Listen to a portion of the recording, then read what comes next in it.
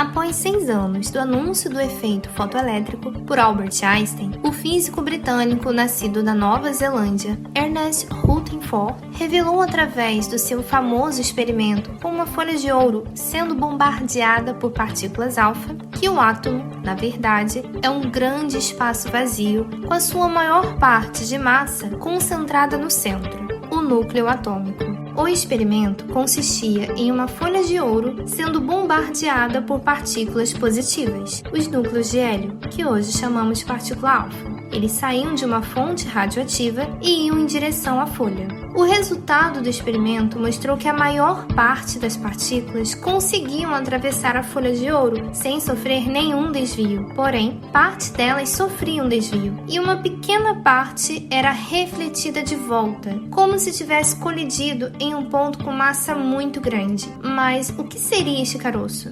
Rutherford nomeou de núcleo atômico.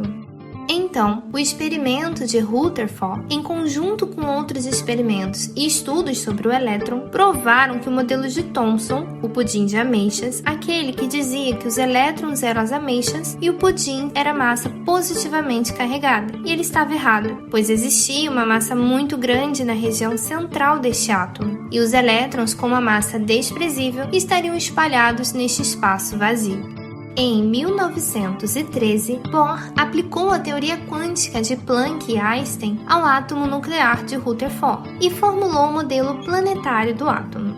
Bohr propôs a existência de estados estacionários de energia a diferentes distâncias do núcleo atômico, sendo que as camadas mais internas são de mais baixa energia. Neste modelo, os elétrons ocupariam apenas estes estados, podendo realizar saltos quânticos para se deslocar de um estado para outro. Ele considerou que quando o elétron fosse de um estado de energia mais alto para outro de energia mais baixa, o salto quântico, a luz era emitida, rompendo assim com a física clássica.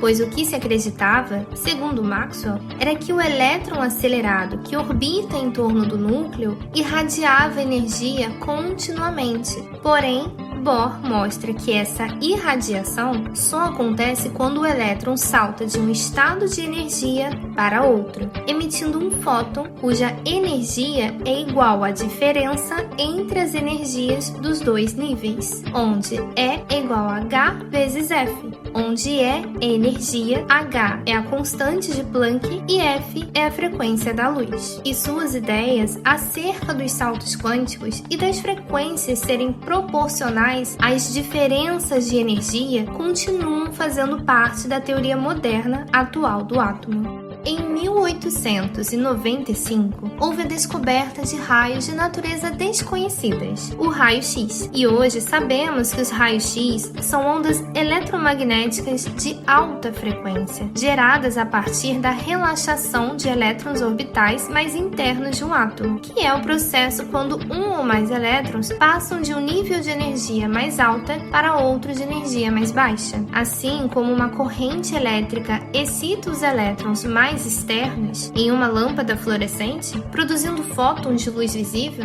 um feixe com mais energia de partículas sendo incididos em uma superfície sólida irá excitar os elétrons mais internos deste material, produzindo fótons com frequências mais altas, ou seja, de radiação X.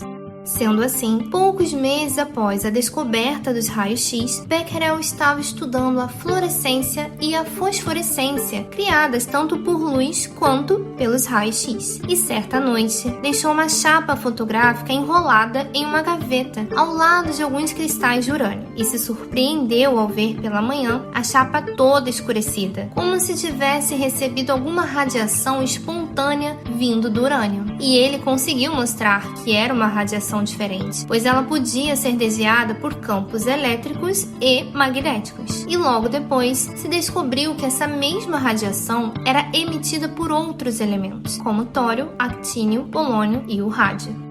E o interessante é que a emissão desses raios era uma evidência de alterações mais drásticas do átomo do que as excitações atômicas, pois eles não resultam de mudanças nos níveis atômicos, mas sim de alterações que ocorrem no núcleo do átomo. Esse processo é a radioatividade, que também é chamada de decaimento radioativo, por envolver o decaimento do núcleo atômico.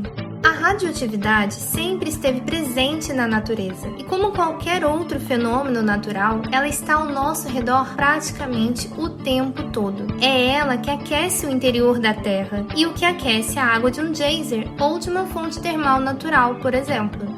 Não se preocupe, a maior parte dos átomos no nosso ambiente são estáveis, ou seja, não sofrerão mudanças ao longo da vida inteira do universo. Apenas alguns elementos, tipicamente os mais pesados, são radioativos. São emitidas 3 diferentes espécies de radiação, as radiações alfa, beta e gama. Ao contrário dos raios-x que se originam na nuvem eletrônica externa ao núcleo atômico, os raios alfa, beta e gama têm sua origem no núcleo. Partículas alfa são núcleos de hélio, ou seja, um sistema ligado de 2 prótons e 2 nêutrons, e são geralmente emitidos por núcleos pesados, e por isto são instáveis. Partícula beta é um elétron que tem origem no decaimento de um nêutron a um próton, elétron e antineutrino, existindo também partículas beta positivas, que se chamam pósitrons. E a partícula gama é um fóton que tem origem no relaxamento do núcleo, entre níveis mais altos e mais baixos de energia, parecidos com os raios-x do átomo, sendo que os fótons gama do núcleo têm maiores energias. Quando pensamos em um núcleo atômico, por que alguns elementos são mais estáveis enquanto outros são instáveis? 2 cargas elétricas de mesmo sinal sofrem repulsão devido à força elétrica entre elas. Então, por que dentro de um átomo cheio de prótons e nêutrons não existe essa repulsão? Então, isso se deve por causa do tamanho do núcleo atômico de determinado elemento. Além da força elétrica, existe a força nuclear de interação forte, que atua em todos os núcleos. Essa força é muito intensa, mas somente a distâncias extremamente curtas, da ordem de 10 a menos 15 metros o diâmetro do núcleo. Assim, ela permite que os núcleos atômicos, os pequenos, sejam estáveis, porque têm intensidade cerca de 10 vezes maior que a repulsão coulombiana, a força elétrica. Porém, esta força nuclear é menor cada vez que se aumenta a distância entre os prótons. Isso significa que em um núcleo muito grande, com uma distância maior entre os prótons, teremos a força nuclear menor que a força elétrica, deixando este núcleo instável, que é o que acontece com os núcleos mais pesados.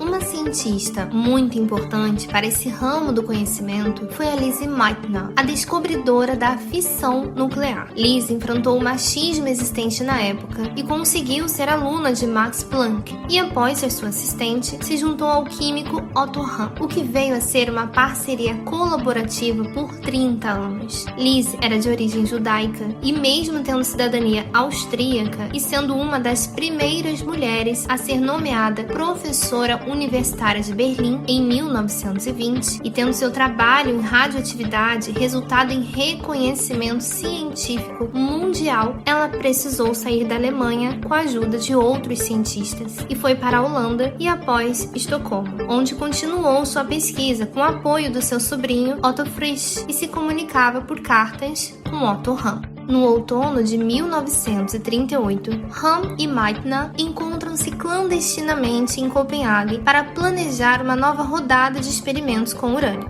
Em dezembro daquele ano, Hahn escreveu a Meitner que ele e seu colega, Fritz Strassmann, haviam descoberto o elemento bário em amostras de urânio puro, que haviam sido bombardeadas com nêutrons. Eles eram bons químicos e tinham certeza de seus resultados, mas não conseguiam explicar o aparecimento do bário.